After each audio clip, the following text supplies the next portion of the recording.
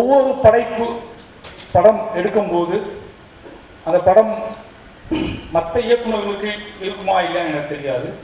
நான் ஒரு திரைக்கதை எழுதும்போது அந்த கதைக்குள் நான் எவ்வளோ ஆத்திரப்படுறேன், எந்தெந்த சீனில் எந்தெந்த காட்சியில் என்னோட ஆத்திரம் அதிகமாக இருக்குது, எந்தெந்த காட்சியில் நான் உணர்ச்சி வசப்படுறேன், எந்தெந்த காட்சியில் என்னால் கண்ட்ரோல் பண்ண முடியாத காட்சிகள் உருவாக்குறேன் அப்படின்னு தெரியும் எனக்கு எழுதும்போதே. இதை எப்படி படமாக்குவது அப்படிங்கிற கேள்வி வரும் எனக்கு.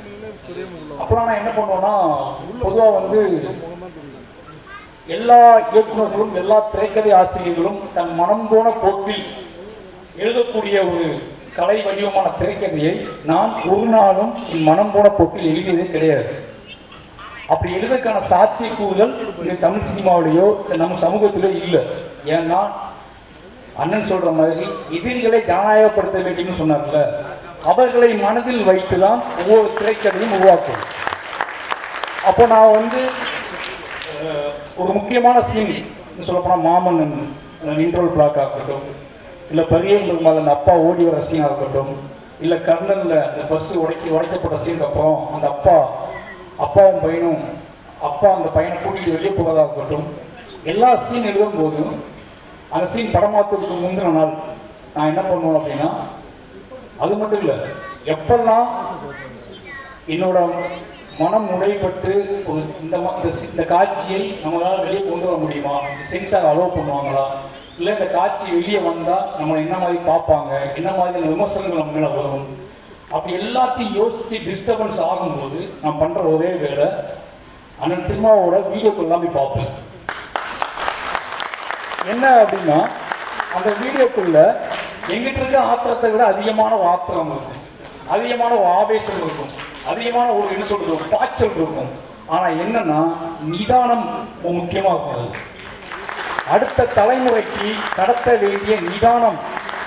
நீ எவ்வளவு ஆத்திரப்பட்டிருந்தாலும் சரி, ஒரு வரலாற்றின் வழியை வெளிப்படுத்துவதற்காக நீ எவ்வளவு ஆத்திரத்தோடு போர் புரிந்தாலும் சரி, எவ்வளவு பாய்ச்சலோடு எதிரிகளோடு சமர் புரிந்தாலும் சரி, தான் இதன் மூலமாக அடுத்த சந்ததியினருக்கு கடத்த வேண்டிய நிதானத்தையும் ஜனநாயகத்தையும் அதை மைண்ட்ல வச்சுதான் அவரோட பேச்சு.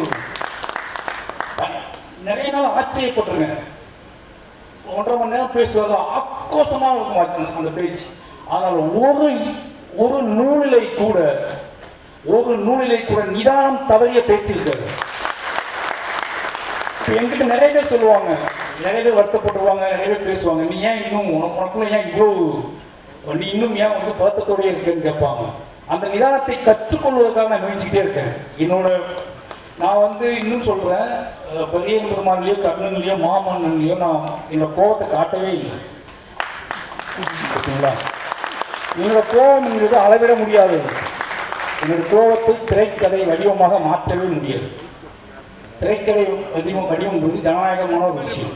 என்னோட கோபம் அதை முழு திரைக்கதையாக மாற்றவே முடியாது. அது சென்சார் கூட அலோவ் பண்ணாது. ஓகேவா? சென்சார் கூட நிஜத்தையே அலோவ் பண்ண மாட்டேங்குது, கோபத்தை அலோவ் பண்ணணும். நான் இது வரைக்கும் பதிவு பண்ணது எல்லாமே என்னோட நிஜம், என்கிட்ட இருந்த ஒரு நிஜம், அவ்வளோதான். நான் அதை கோபமாக மாற்றினேன் அப்படின்னா அதோட வீச்சு வேற ஒன்றா இருக்கும். ஆனால் அதை அது அவசியமா?